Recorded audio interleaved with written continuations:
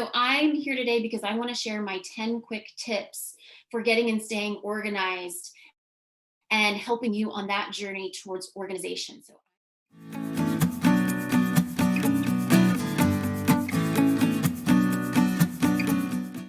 I tell this to everyone.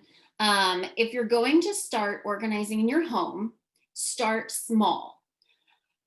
It sounds so simple, but so many people, the biggest problems facing their home is, let's say, their master closet or their kitchen or their garage. And for most of us, those are fairly sizable spaces with a lot of stuff in them. And we often underestimate how long it's going to take to tackle those spaces.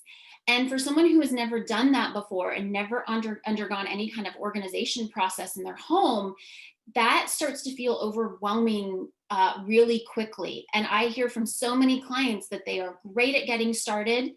They take everything out of the space. They have so much energy, enthusiasm when they get going. And even when my organizers are working in someone's home, I say it always gets worse before it gets better. And the part where it becomes really overwhelming is when, for the individual, it starts to get worse and worse and worse. And they get overwhelmed and then they just kind of pack everything away. They get distracted, they move on, and the project doesn't get completed. So, one of my best tips when someone's getting started organizing for themselves is to start small and practice. Start with a junk drawer. If you want to go a little bit bigger, maybe if you have a really small closet, a pantry could be okay. But honestly, take a drawer in your kitchen, a junk drawer, something really small, and just practice that method of taking things out, sorting through your stuff, making decisions about your stuff, getting rid of things, and then putting it back together in an organized way, and then start to build up from there so you don't feel overwhelmed. And then once you've tackled a few small spaces, try some medium ones, then move on to the kitchen, then move on to the master closet, particularly if it's a large one. And you're going to feel more confident. You're going to have a better idea of what you're doing if you just start small.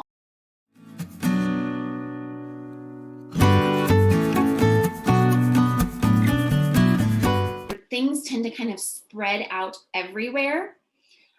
Set space limits within your space when you are putting it back together. And this can be done in so many ways.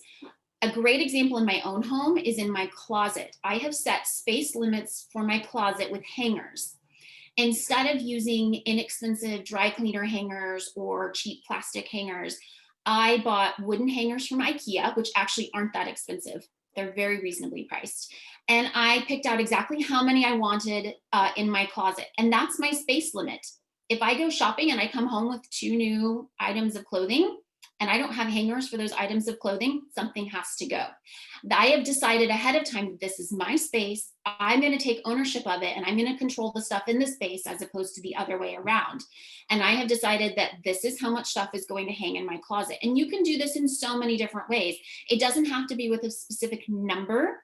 It can be within a container. You can say, like, okay, this container for this specific item is all I want of this specific item. And when it gets too full, something has to go.